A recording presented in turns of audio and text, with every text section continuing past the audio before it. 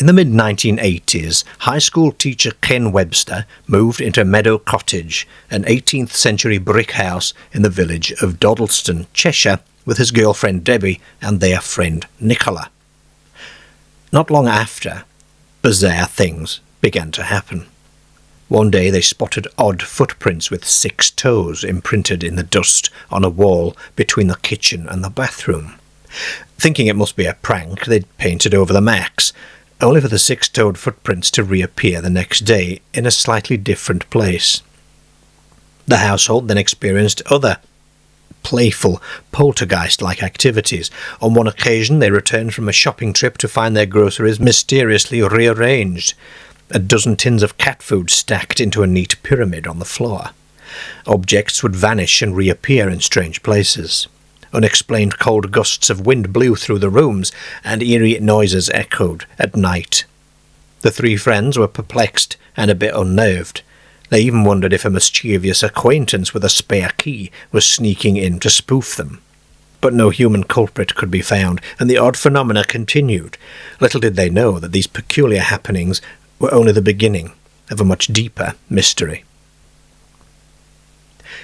At around the same time, Ken had brought home a BBC microcomputer, a popular 1980s home computer, which he'd borrowed from the school where he was teaching. The computer, equipped with a word processor program called Edward, was initially used by Nicola to draft some comedy sketches.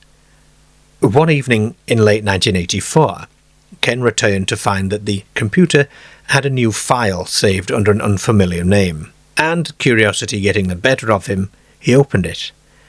What he saw made his skin crawl. The file contained a strange poem, addressed seemingly to him and his housemates by name.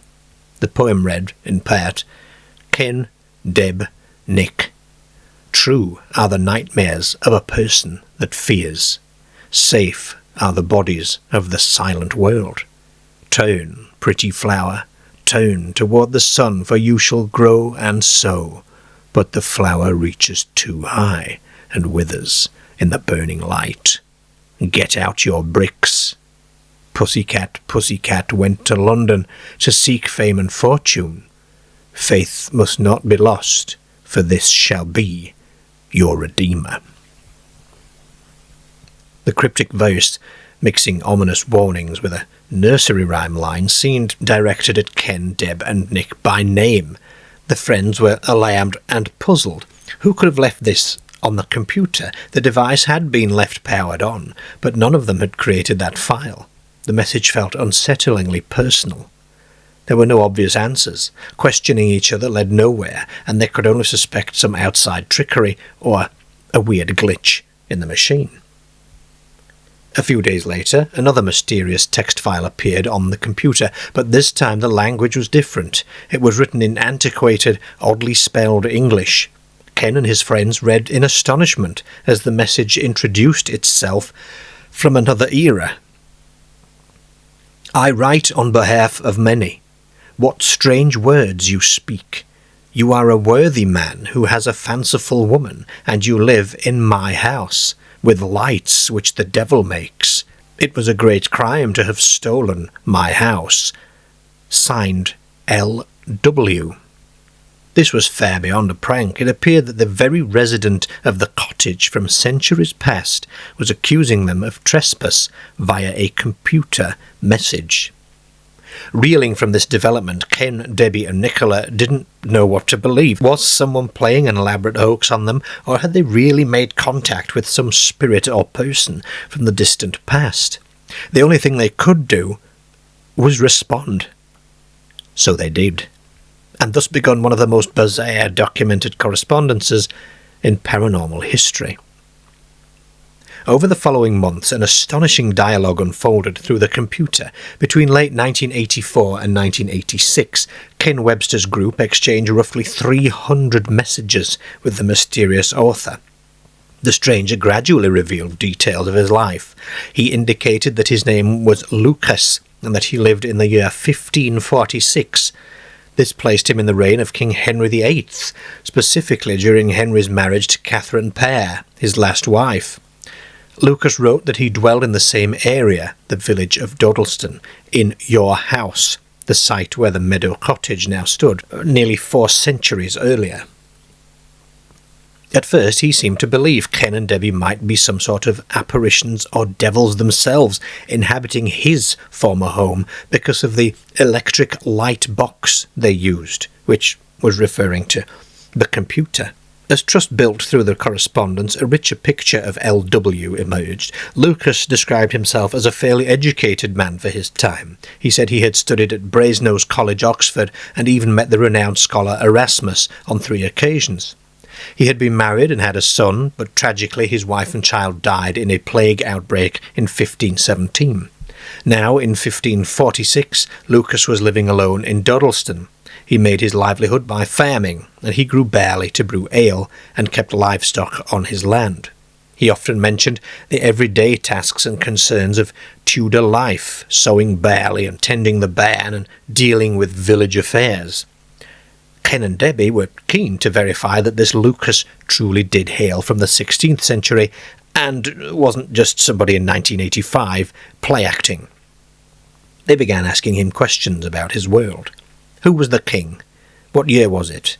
Where had he been educated? Who were the local gentry? And Lucas answered, claiming correctly that King Henry VIII was on the throne and giving the current year as 1546.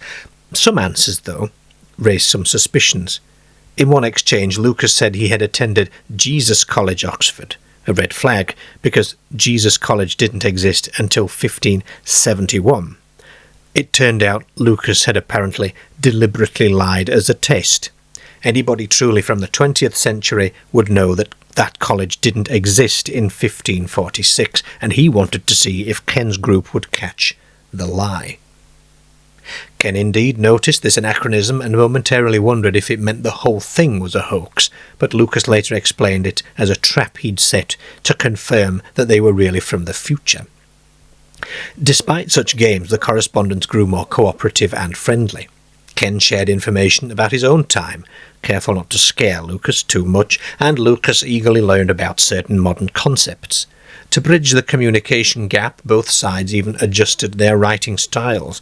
Ken tried to use simpler 16th century phrasing, and Lucas in turn attempted to make his old-fashioned English more readable. Ken also enlisted the help of his friend Peter Trinder, a local English teacher with expertise in historical linguistics. Peter examined the spelling and vocabulary in Lucas's message and found that the dialect was largely authentic to the 1500s, matching regional early modern English. This lent more credibility to the notion that this message really could be coming from a man in Tudor times. The messages revealed poignant personal touches. Lucas often mused about the differences between their eras. In one message, he called Ken's friend Debbie a fanciful woman, and wondered at the electric lights and other gadgets in the worthy man Ken's house. To Lucas, the computer was a miraculous talking contraption. He referred to it as his Leamsboist, or light box, and initially thought it might be some devilry. Over time, however, he seemed to accept that this device was allowing him to correspond freely with strangers who meant him no harm. There were even moments of levity. Ken and Debbie, still trying to understand the nature of this link across time, conducted little experiments. Ken left out objects for Lucas to discover, then asked him about them, and in one instance Ken left a photograph of his car, a Jaguar, on a table, knowing a farmer in 1546 would have no concept of an automobile. And sure enough, Lucas later wrote, puzzled, "I have found your picture of the cat, but it is a crude thing, for without the horse it won't go very far." This confirmed that Lucas could indeed see into Ken's world, to some extent. Items in the 1985 house were apparently visible in 1546, as if two realities were overlapping in Meadow Cottage. It was as if the ghost of a Tudor man walked those rooms, seeing the modern decor but interpreting it through his 16th century eyes. Now, after several months of exchanging letters with Lucas, the Dodleston correspondence took an even weirder turn. In one message, Lucas expressed confusion about exactly who Ken and his friends were. Ken had tried to explain that he lived in the year 1985 But this seemed to baffle Lucas, who actually wrote, "I thought you were also from 2109, like your friend who brought the box of lights." This single sentence stopped Ken and Debbie in their tracks. A friend from 2109, the year 2109, over 150 years in their future, was apparently involved in this already bizarre situation. Lucas was indicating that somebody from 2109 had brought him the light box, or the computer, in the first place, and he had assumed Ken was allied with that person. Ken wrote in his own account that even though much of Lucas's archaic phrasing was hard to follow, this section was absolutely impossible to misinterpret. It seemed there was a third party orchestrating these events. Ken, Debbie, and their friends were astonished. If true, this meant a future intelligence had set up communication links between 1546 and 1985. Who, therefore, were they, and why would they do this? Or to seek answers, the group decided, with some trepidation mind you, to type a message addressed to 2109 onto the computer, essentially inviting this other unknown entity to speak. They got a reply. Almost immediately, new messages from 2109 began to appear on the BBC Micro. These communications were very different in style from Lucas's warm, rustic prose. The 2109 messages came in cryptic, detached tones, often in blocky, all-caps text, peppered with what sounded like technical jargon or riddles. The entity, or maybe even entities behind them, never gave a personal name, often referring to themselves in the plural, such as we, and sometimes, oddly, in the third person too. In one of the first transmissions, 2109 explained, in their oblique way, that Ken, Deb, and everybody involved had a special purpose. Try to understand that you three have a purpose that shall in your lifetime change the face of history, the message proclaimed. We, 2109, must not affect your thought directly, but give you some sort of guidance that will allow room for your own destiny. It was as if these future beings were conducting an experiment, carefully guiding events across time without directly interfering, at least not more than was absolutely necessary. The 2109 communicator hinted that they were limited by some higher rules. We must not affect your thoughts directly, they said, and framed the entire Dodleston affair as a meaningful plan, playing out across centuries. They even made mystical allusions. All we can say is that we are all part of the same God, whatever he is. The arrival of 2109's voice turned the situation from a two-way chat with the past into a three-way correspondence that was spanning over 400 years. Understandably, Ken and his friends felt both startled and wary. The stakes of this experiment, whatever its goal, suddenly seemed much, much higher. What was clear from 2109's sporadic messages was that they were monitoring and manipulating the communication, to some degree. They occasionally gave instructions or cryptic advice, but were mostly tight-lipped about their true intentions. At times, 2109 displayed annoyance or impatience. For example, when Ken and Peter pressed too hard for information, or when they learned something they weren't supposed to, such as Lucas's real identity, as we'll see later, 2109 would scold them for disrupting the experiments. It became evident that 2109 viewed the 16th century man and the 20th century investigators as subjects in a grand test. Ken's group had to tread very carefully. While they desperately wanted answers, 2109 warned that too much knowledge or the wrong move could jeopardize the entire thing. So now we have three distinct voices: Lucas, Ken, and 2109. The cottage in Dodleston had become the nexus of a truly mind-bending conversation. Ken later would remark on how unbelievable it was to have a line of communication stretching both into the past and the future simultaneously. Introducing the Eerie's Vault Patreon page with several membership options, the first of which is Eerie's Entourage, where you'll get early access to some of the videos and of course your name listed in the video credits as a supporter of this growing channel. Eerie's Exceptionals will get the previous perks, plus exclusive on-location footage when it's available, occasional Patreon exclusive videos, access to clippings and research materials used in the creation of the Eerie's Vaults videos. And if you're an Eerie's expert, you will get all of the above, plus access to Eerie's Isles, an interactive Google Earth map with hundreds of sightings and event locations pinned, which will get updated regularly as the channel progresses. Head on over to Eerie's Vault at Patreon and discover a treasure trove of the uncanny, the paranormal, and the weird.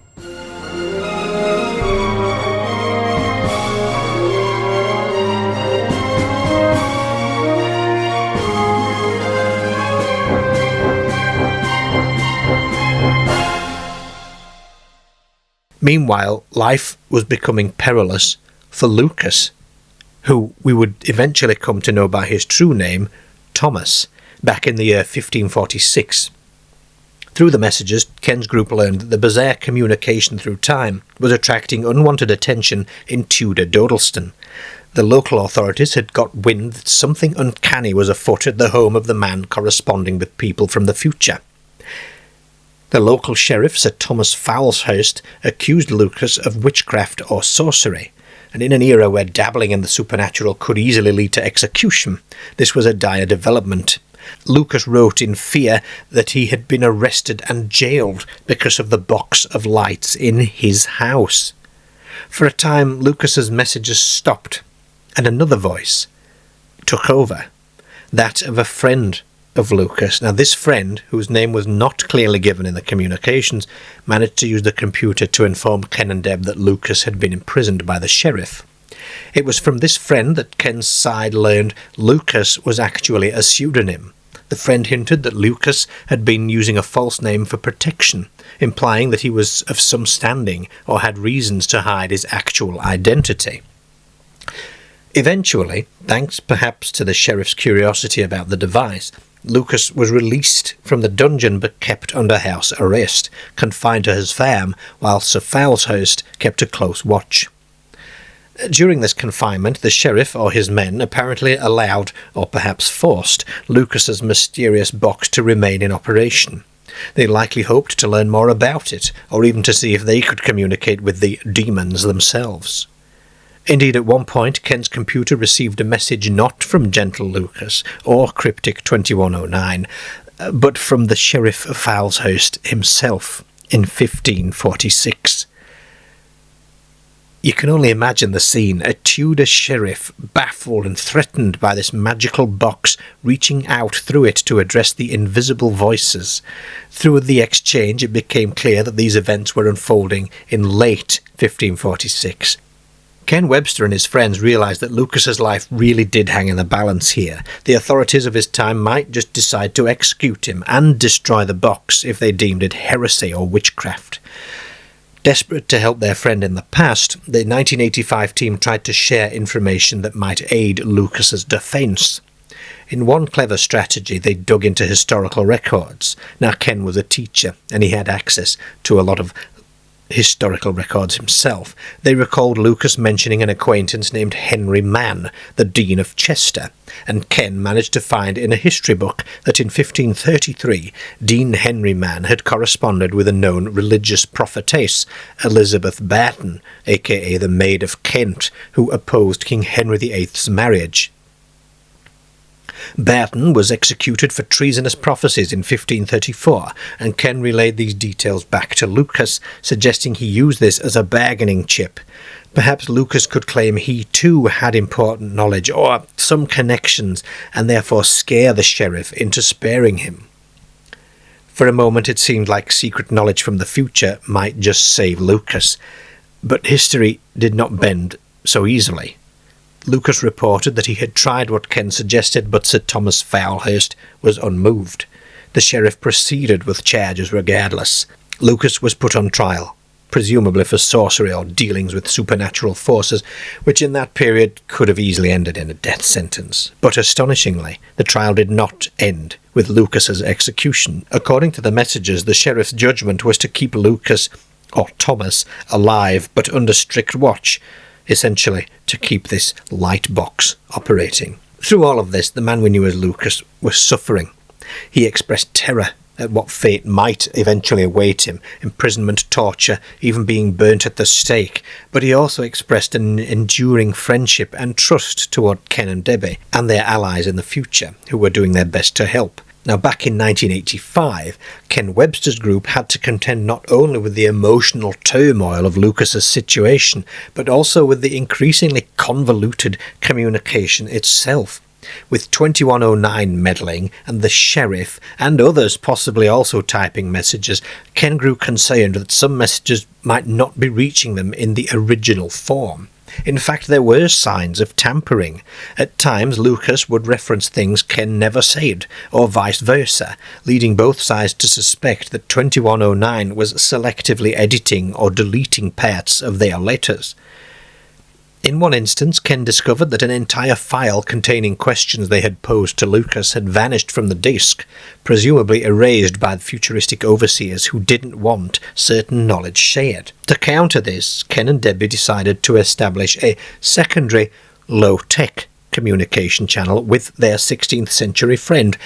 They started leaving a pen and paper out in the cottage, hoping that if Lucas' presence could move objects or see photographs, then he might be able to write them a note in the physical world. And, astonishingly, this worked.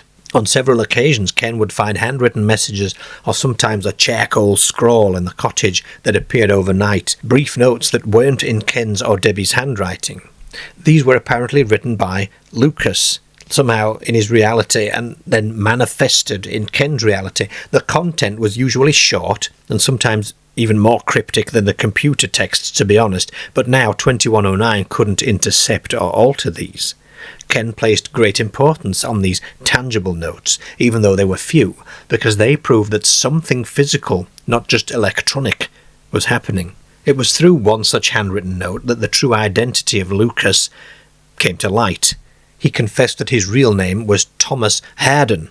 He admitted he had used the alias Lucas Wainman, initially because he feared the consequences if someone discovered his communications, a wise precaution really, as events turned out. And once this secret was out, Thomas shared more of his background. He had indeed been a fellow at Brasenose College, Oxford, in the 1530s, even serving as the dean of the college chapel. However, in 1538 he was expelled. The reason is that he had refused to renounce his Catholic faith in a very specific way.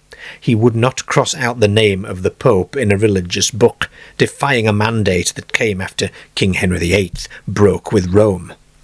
In that tumultuous Reformation period, many clergymen who stayed loyal to old Catholic practices were punished. Thomas Harden was one of them, which led him to withdraw to the remote village of Dodleston.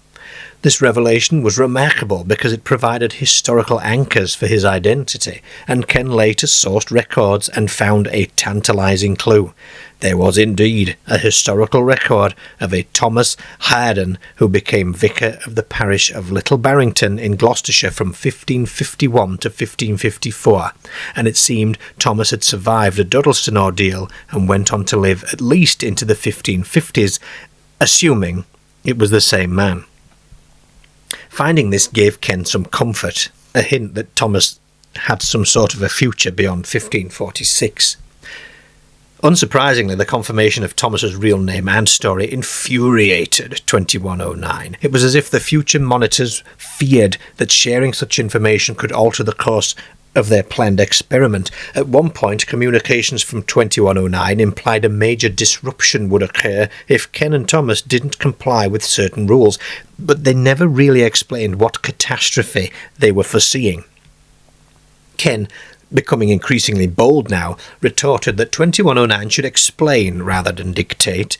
Frustrated with being kept in the dark, the relationship between the present-day protagonist and the 2109 figures became a tense chess game, with 2109 nudging or restraining them, and Ken pushing back for some autonomy. And despite 2109's ire, the bond between Ken's circle and Thomas Harden only grew stronger. They were determined to see the ordeal through and ensure Thomas's safety, and by now Debbie and Peter, along with Ken, were all so emotionally invested in this. Debbie even reported seeing Thomas in her dreams, as if his spirit visited her while she slept. Ken never saw Thomas apparitionally, and Thomas never literally saw Ken, apart from sensing the modern occupants in his house. But through these intimate messages, they felt they truly knew each other. They pressed on, defying any entity that tried to keep them apart, whether from the future or the past. All the while, Ken was still grappling with the just sheer strangeness of what was happening under his roof.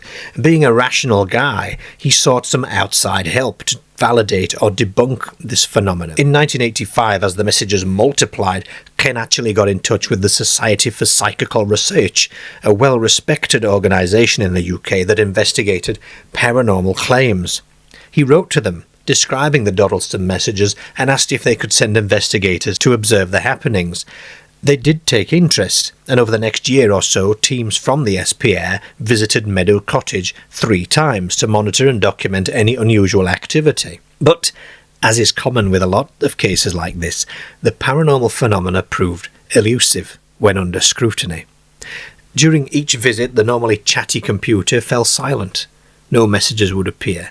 The poltergeist-like antics also ceased while the investigators were present, and the SPR teams left the cottage each time without any conclusive evidence at all. They were polite, but clearly unconvinced, unable to witness firsthand the incredible events that Ken described.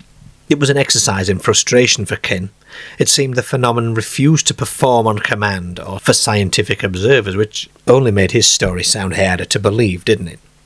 He also reached out to various academics and experts. He corresponded with an Oxford professor and local medieval historians, sharing transcripts of their archaic messages to get their take on the language and the content. And a lot of these people were really intrigued.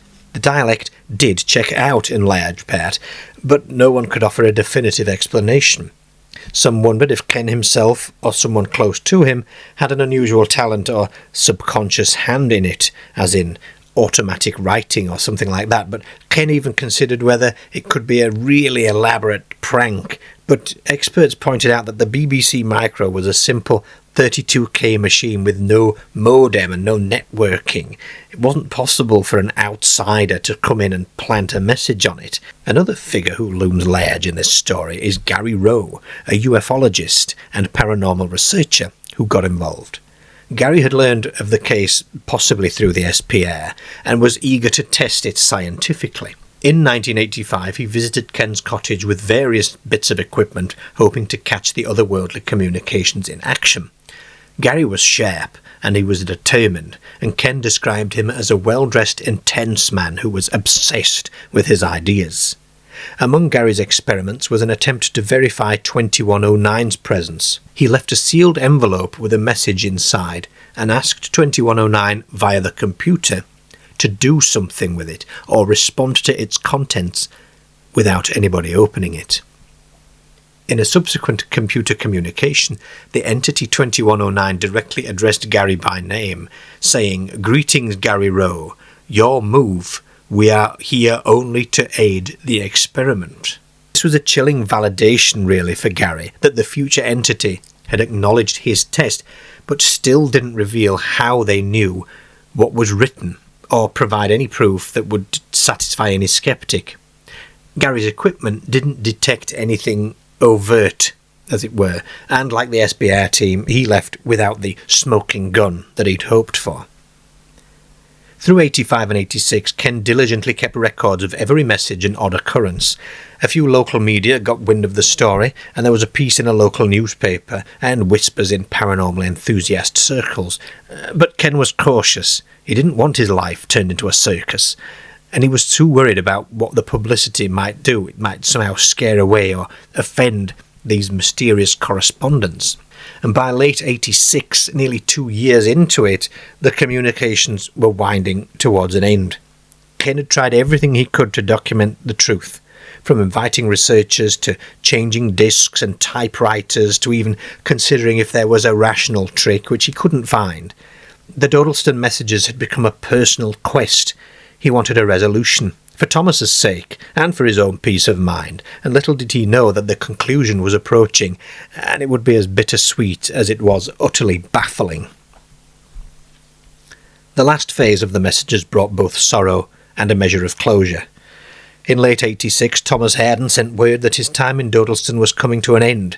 The Grosvenor family, a local nobility who owned the land and to whom Thomas paid rent, had ordered him to leave his farm. These strange happenings and a whiff of heresy had made Thomas an outcast in the village. In his final, lengthy letter, Thomas lamented that the people of Dodleston were very wary of him.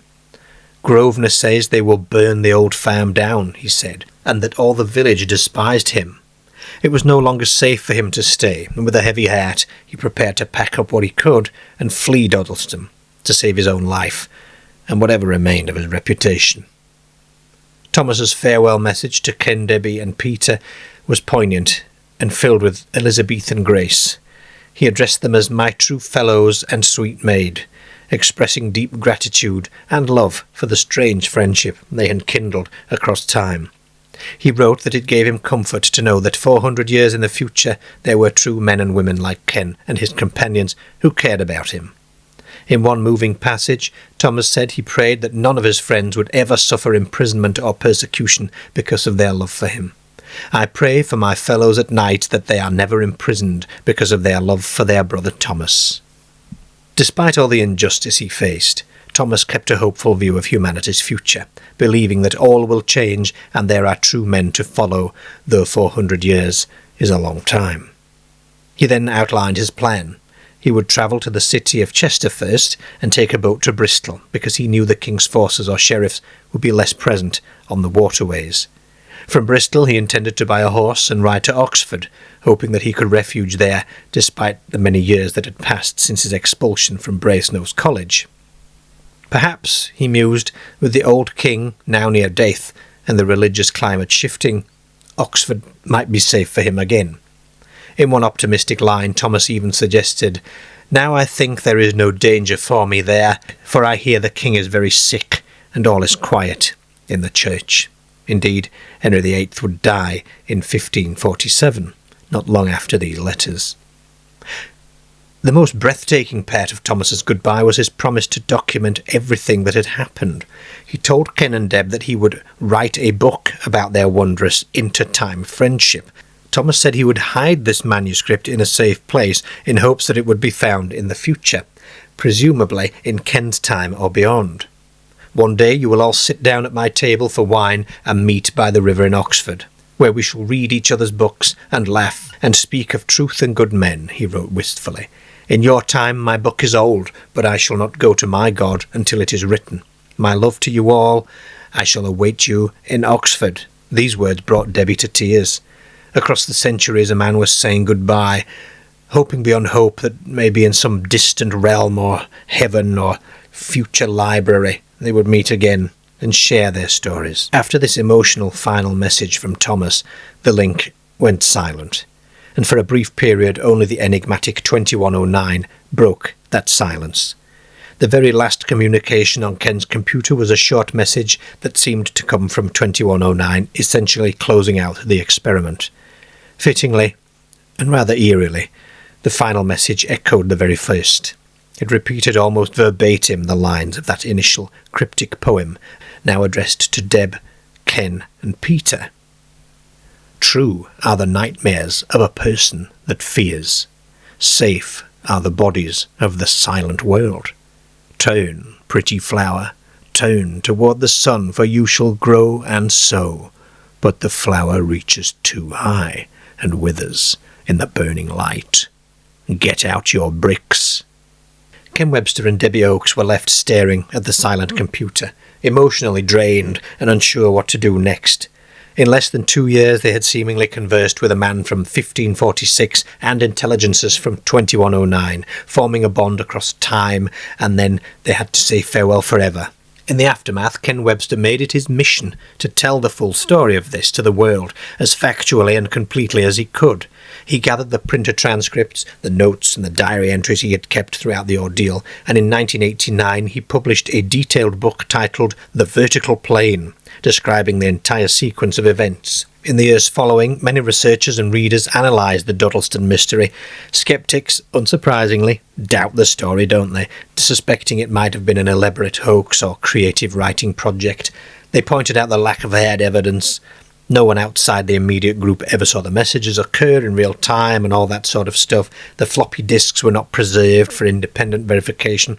Some critics thought it might have been a psychological experiment or prank that just got out of hand. To this day, no definitive proof has emerged, of course, to sway the broader scientific community. Notably, the old manuscript that Thomas Harden vowed to hide, this book that he said he wrote in the 16th century, well, it's never been found that we know of.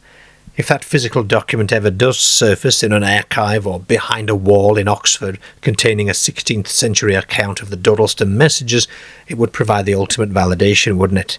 But so far it remains hidden, or lost to history.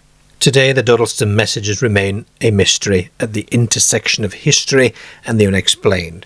None of us can say what really happened, can we? Perhaps it was a hoax, a product of a fertile imagination.